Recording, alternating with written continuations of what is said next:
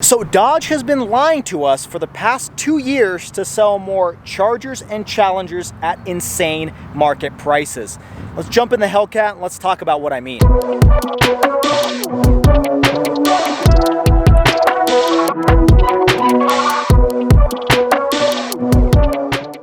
Hey everybody, Shwazy here, and welcome back to the channel. In today's video, we're going to be talking about, as I mentioned earlier, how Dodge has kind of been lying to us for the past 2 years. And what better way to talk about it than jumping in the Hellcat and going for a drive. Now, before we do that, I want to talk about an announcement that Dodge made a couple weeks ago, and that is, as I quote, "The last call to order the Dodge Challenger and Dodge Charger in their current Hemi engine powered forms is heating up. Dodge brand is directing dealers to submit all orders for the 2023 Dodge Challenger and Dodge Charger by the end of July." So essentially what that means is, as this video goes up on July 31st, today is the last day you can put in your order for a Hemi V8 powered Dodge Challenger and Charger. Now, I think there is one interesting word used in that sentence, in that press release from Dodge Garage, that I want to talk about a little bit later on in this video. But I will also mention that production for Dodge Challengers and Chargers is supposed to end at the end of December. So December 31st is the last day that they're going to be producing these vehicles, and Dodge is kind of pushing their electric future. Now, I want to rewind a little bit and talk about what's been going on the last 2 years, because about 2 years ago, if you're not familiar or not aware, Dodge made the announcement that they were going towards an electric future. And essentially, back then they announced that they were going to end production of their V8 engines. I mean, there were articles out there saying the Hellcat engine is ending, the Hemi engine's ending. Now, the community wasn't quite sure if they were going to cancel all internal combustion engines, but to be honest, that's been kind of the impression from us in the car community that are Mopar fans, is that they're pretty much going to go fully electric. There's no internal combustion engines in Dodge's lineup going forward after 2023. And honestly, Dodge kind of doubled down on this when last year they showed their pretty far along concept car called the Dodge Charger Daytona SRT Banshee, which was their fully electric vehicle concept for Dodge's brand going forward. So all this time, they've built up this hype that we're getting rid of internal combustion engines, at least V8s, but most likely internal combustions as well. And we're just gonna focus on electric cars. And because of this, they've created a pandemonium of people dying to get their hands on not only the last call models, but also just any Charger and Challenger. So if you're in the market for a used vehicle, you're pretty screwed because prices are insane. Not only did COVID and the chip shortages impact that, but then now there's this announcement that they're gonna cut off production. And so you're chasing after a small inventory with a huge demand of people trying to get into these vehicles before they're cut off. And then Dodge again reinforces that with the 2023 last call editions. And personally, I think the last call models are kind of a joke. Now, I'm going to exclude the Demon 170. I think that is in a class of its own. That vehicle is amazing, and I love going to the premiere of that in Las Vegas. But all of the other last call versions or models of all the other 6, they're kind of a joke because they're essentially just appearance packages and different variations or modifications of existing powertrains. So you take the super stock, the jailbreak, the regular Hellcat, the red eye, and then they opened up the amount of options you can get on them, the interiors. And because of that, these last call editions are commanding huge markups at dealerships if you're able to get your hands on one. And so again, it was Dodge doubling down on, this is the last of the last, you better buy yours now, better pay over sticker price by insane prices because you're never gonna see these anymore. And we all know that Dodge is amazing at marketing. Not only is there introductions of the Demon and the Demon 170 incredible, but they also have pretty much sold a 15-year-old car and beaten all of the competition in terms of sales. I mean, if you combine the Charger and the Challenger, they will outsell the Mustang or the Camaro. I mean, the Camaro is pretty much gone. The Mustang is the only real true competitor left. And the Mustang has seen about 2 new versions with this latest one coming up. And Dodge has kind of kept true to the same old style that they've had since about 2007, 2008. And I think that their announcement that they're going to focus on electric future is kind of a complete lie. And this isn't the first time that Dodge has lied or tried to hide the truth and been successful at it. I mean, they did that with the Dodge Durango Hellcat. They said there would only be 1 year of the Durango Hellcat, and I think we're like 3 years into it now. So I wouldn't put it past Dodge to lie or try to hide something to build up hype. And that's exactly what they're doing here, to be able to sell as many vehicles as possible without announcing what the next generation looks like. I mean, think about it. If today is the last day you can order it and you have no idea what the future vehicle lineup is going to be, you're likely going to want to order one today because, well, according to them, it's going to be all electric. Now, in my opinion, I do think that they are going to create the Dodge Charger SRT Banshee. Now, I don't know if it's going to look like the one that they showed off. I hope it does, because I think it's a very phenomenal looking vehicle, very eye-catching, very muscle car-like. I saw it in person in Las Vegas, and it is a gorgeous vehicle, and everybody around it, even though they know it's an electric car, they still can't help stopping and staring at the Banshee. It's beautiful, and I hope they produce it the way they showed it off, because if it's anything like the Ram EV concept and then the Ram EV in reality, that was a total disappointment. And so I hope they don't go that route. I hope they stay true to the concept vehicle, but I do think they're gonna make that. That's not out of the realm of possibility. They're gonna make an electric vehicle because every manufacturer is doing so. I also think that this is gonna be a flagship vehicle. It's likely gonna cost over $100,000, but it's going to be kind of the representation of the brand. It's going to be essentially like a Dodge Demon for them. It's going to be this top of the line, very exclusive. Very few people are actually going to be able to buy one or find one, but those that do are going to be kind of part of this elite club, similar to the Demon and the Demon 170. But for the rest of us, they're not going to get rid of gas engines. Now, I think there's a particular word in their press release that we need to pay attention to, and that is when they say this is your last chance to buy a Charger or Challenger in their current Hemi-powered configurations. I think that word current is what spills the beans on what the future of Dodge is going to hold. First off, it sounds like they're still going to continue having some form of a Charger or Challenger, and I think there's evidence of that because the Banshee is essentially a Challenger, but the next generation. I mean, it's called the Charger, but you know, the 60s Charger was a two-door coupe. And so either there's going to be both the Challenger and the Charger or just one version. And I think it might make sense to make just one because everybody's transitioning into SUVs and crossovers. And so, you know, to have some sort of Ford Mustang competitor would be great, but having some sort of four-door muscle car may not be necessary in today's day and age since nobody's really buying those. So I could potentially see at least the Charger or the Challenger in a two-door configuration continuing after 2023. So that's the first lie that I think Dodge has kind of teased at in terms of ending production of their Chargers and Challengers. Now, the next thing I think they probably didn't lie about is the fact that V8s are dead. I do think that they're probably not going to create any more Hemi V8 engines because they're just not very economical. And at the end of the day, Dodge is kind of a weird company because they're owned by a much larger conglomerate called Stellantis, which has a big presence in Europe.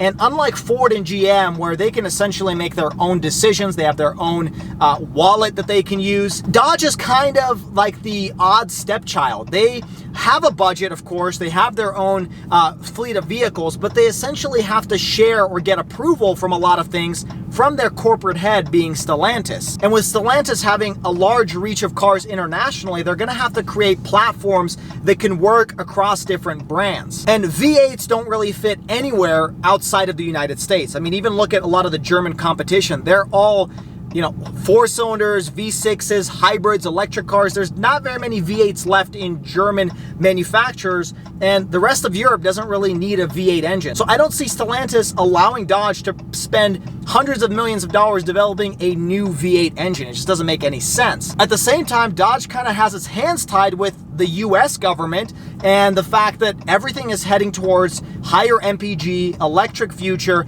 California is potentially outlawing new internal combustion vehicles from even being sold in the state after 2035. We'll see if that's going to be reality. But, you know, if you're not getting support from your main headquarters and you're also kind of having your hands tied in your own country where your cars sell, you're going to have to make a change. And I think ending V8s is one way for them to do that. But at the same time, they're not going to end internal combustion engines altogether. In fact, I think they may even have better options than the current V8 engines they're selling in the 2023 model year. Now, I've talked about this engine in previous videos, but Stellantis and Dodge and Jeep, they all have one specific engine that they've developed over the last several years. It's codenamed the Hurricane engine. And essentially, it's an inline-six, 3-liter twin-turbo engine. And they have variations of this engine even in a 4-cylinder setup in something like the Alfa Romeo Giulia. Now, here's what I think is going to happen with the SXT, the RT, the Scat Pack, and potentially the Hellcat. So at the same time, while they have this flagship electric SRT Banshee that competes with like the Tesla Model S Plaid and kind of enters into the electric market, and I think that car will satisfy some of the electric car enthusiasts and kind of where the industry is headed in the US and abroad. But I don't think Dodge is stupid to realize that their main customer base are people who are the exact opposite of EV buyers. I mean, I'm kind of the exception here. I'm okay with EVs as long as there's a choice between internal combustion and electric.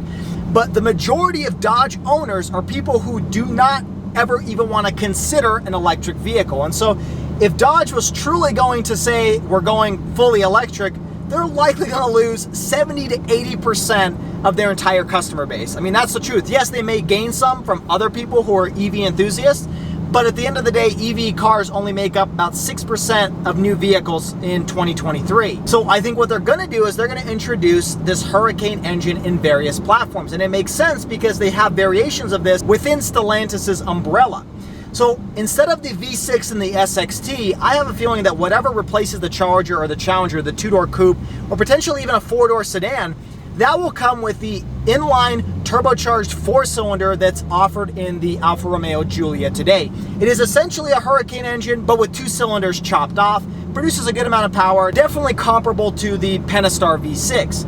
Now, stepping up to the RT, which is currently the 5.7-liter Hemi, I think they're going to replace that engine with a standard output Hurricane 3-liter turbocharged inline 6. And the standard output engine is pretty powerful. It produces currently about 420 horsepower, about 470 pound-feet of torque. So that's going to be a really good replacement to the 5.7 because it's going to produce more power.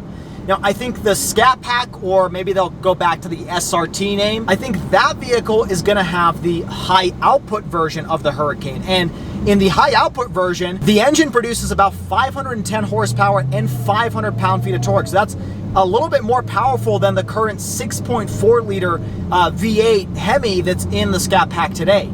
So I think those are kind of pound for pound, very similar comparisons. Now you may be wondering, what the hell is going to happen to the Hellcat? Because they're not producing that anymore. Well, I did find some pieces of information floating online that says that the Hurricane engine was developed with the opportunity to add electrification in the future. So essentially that means the Hurricane engine may have some sort of mild hybrid system as an option going forward. And similar to what I've witnessed in a lot of the European vehicles, like for example, the Mercedes GLE 63 that I reviewed a few months back, that one had a 48-volt mild hybrid system that paired with the internal combustion engine and made gobs of horsepower, pretty good fuel efficiency, very smooth start-stop technology, and you're starting to see that across a lot of different brands. I mean, JLR with their Land Rover Defender had the same type of engine. The Range Rover Sport that's released here in 2023, that one has a very similar engine. So you're seeing the entire, at least European manufacturers, transition into this mild hybrid system where you have an internal combustion engine that's a little bit smaller displacement, but then you add this electric powertrain and you produce a pretty healthy amount of horsepower. Now, given that Stellantis is technically a European brand, I think that is going to be the potential replacement for a Hellcat. It's going to be a 3-liter twin turbocharged high output 6-cylinder Hurricane engine with this mild hybrid powertrain that could potentially produce very similar amounts of horsepower as my Hellcat. We're talking maybe high 600s, low 700 horsepower range. Now, sitting on top of the Hellcat will likely be this SRT Banshee that will cost over 100 grand. But as you can see, they've kind of lined up a good replacement for pretty much every trim level in Dodge's current lineup. Now, of course, as all you car enthusiasts know, an inline 6 or a V6 is not really a good replacement for a V8. And so if you do have an order out for a last call or whatever, or you're paying markups for a Challenger or Charger, you know, you could probably be comfortable in knowing that this may be the last V8 engine you can drive. But what I will say is, you know, everything is going towards smaller displacement. And the fact that they're likely not getting rid of internal combustion engines entirely is a good thing. they're going to continue having these really high performance engines. I mean, everybody who drives inline six engines, notes the fact that they're very high performance, they're very smooth, very nice riding vehicles. I mean, BMW has used inline six engines for decades, and they've done a really good job at it. I mean, some of the best German performance cars come from BMW and their inline six engines. And honestly, I'm okay with the fact that Dodge is integrating this into their future lineup, because at the end of the day, although the exhaust isn't going to sound as good, there's no question about that, you might be able to get a lighter vehicle that's potentially smaller, more nimble, better handling, something that you could find from some of the German competitors, but at the same time still mixing in that muscle car heritage that Dodge is really good at integrating into their vehicles. I mean, think about it. The car I'm sitting in today is essentially a derivative of the Mercedes E-Class from about 2005, but nobody is really considering this to be a watered down American muscle car. I mean, this is arguably the most American muscle car. So I think Dodge could potentially do the same thing with using this inline six engine that they've started integrating into their Jeep products like the Grand Wagoneer, and at the same time sprinkling in that American muscle heritage to make it truly an American vehicle. And it might potentially mean that you have a much better competitor to a Ford Mustang, which has historically been known to be a much better handling vehicle than the Challenger or the Charger. But I do want to say goodbye to the V8 engine, because it has been historic. I mean, they've had it for decades upon decades, and it's done a phenomenal job. And the Hemi has been kind of the creme de la creme of V8 engines. And it's going to be very sad to see that disappear.